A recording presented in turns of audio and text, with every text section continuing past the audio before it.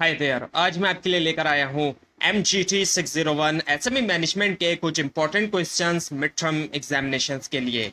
ये स्लाइड भी आपसे शेयर की जाएगी और इन क्वेश्चंस के सॉल्यूशंस भी आपसे शेयर किए जाएंगे। तो पहला क्वेश्चन है, what is the expressed form of LDC. So इस क्वेश्चन के अंदर आपको बताना होगा जो एलडीसी की एक्सप्रेस फॉर्म है उसको।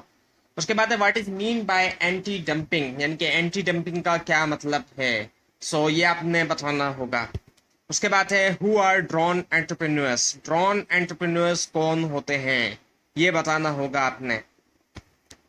उसके बाद है, what is imitating entrepreneurs. Imitating entrepreneur क्या है, इसके अंदर ये बताना होगा। उसके बाद है, what are countervailing duties. Countervailing duties क्या है, इनके बारे में बताना होगा। उसके बाद है, what is default rate. Default rate क्या होता है, इसके बारे में बताना होगा।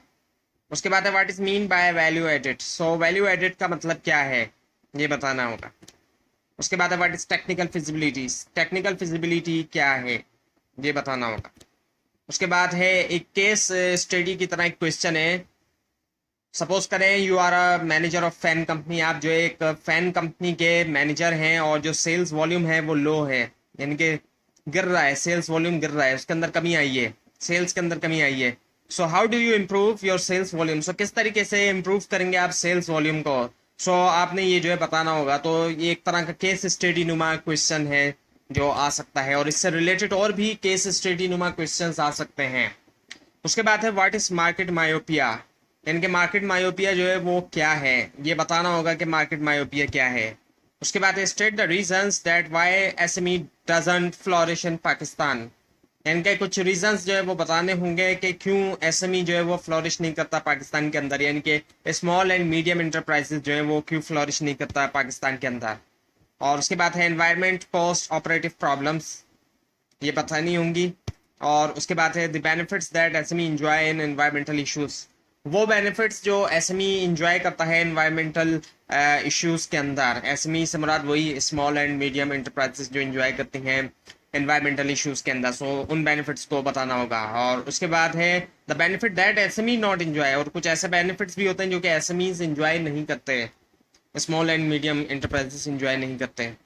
उसके बाद है, when you plan new business. जब आपने प्लान किया एक नया business, you create a contingency fund to guard against unforeseen natural calamities. आपने जो है वो जारी बात है कंटिजेंसी फंड बनाए ताकि एक तरह से हिफाजत की जा सके, प्रोटेक्शन की जा सके जो भी अनफोर्सीन नेचुरल कैलेमिटीज हैं, इनकी जो कुदरती आफत है उससे बचने के लिए कुछ कंटिजेंसी फंड बनाए गए।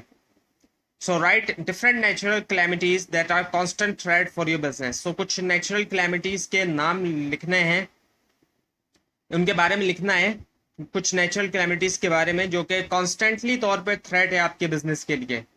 ये आपने लिखना है। ये भी एक तरह का केस स्टडी नुमा क्वेश्चन है, लेकिन इसके अंदर नेचुरल कैलेमिटीज के बारे में आपने बताना होगा। डिफरेंट नेचुरल कैलेमिटीज जो कि कॉन्स्टेंटली थ्रेट है आपके बिजनेस के लिए। उसके बाद how will you overcome your lack of experience to avoid the failure of your SME venture. यानी कि किस तरीके से आप ओवरकम करेंगे लैक ऑफ एक्सपीरियंस, यानी कि एक्सपीरियंस की जो कमी है उसको किस तरीके से आप ओवरकम करेंगे ताकि अवॉइड कर सकें जो आपका एसएमई वेंचर है उसका फेलियर जो है, उसका जो फेलियर है उसको अवॉइड कर सकें। उसके बाद है, due to inadequate study of SME sector. यानी कि इनएडिक्वेट स्टडी होना, प्रॉपर स्टडी ना होना एसएमई सेक्टर की, स्मॉल एंड मीडियम एंटरप्राइज वाले सेक्टर की। आवर एंटरप्रेन्योर, हमारे जो एंटरप्रेन्योर हैं वो फेल्ड हो गए हैं सस्टेन करने के लिए अपने नए बिजनेसेस को।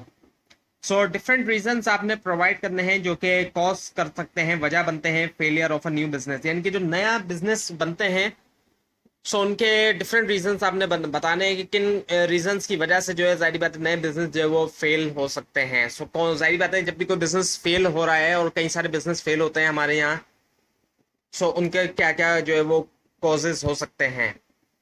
उसके बाद है, हु इज एन एंटरप्रेन्योर। एक एंटरप्रेन्योर जो है वो कौन होता है, कौन शख्स होता है वो।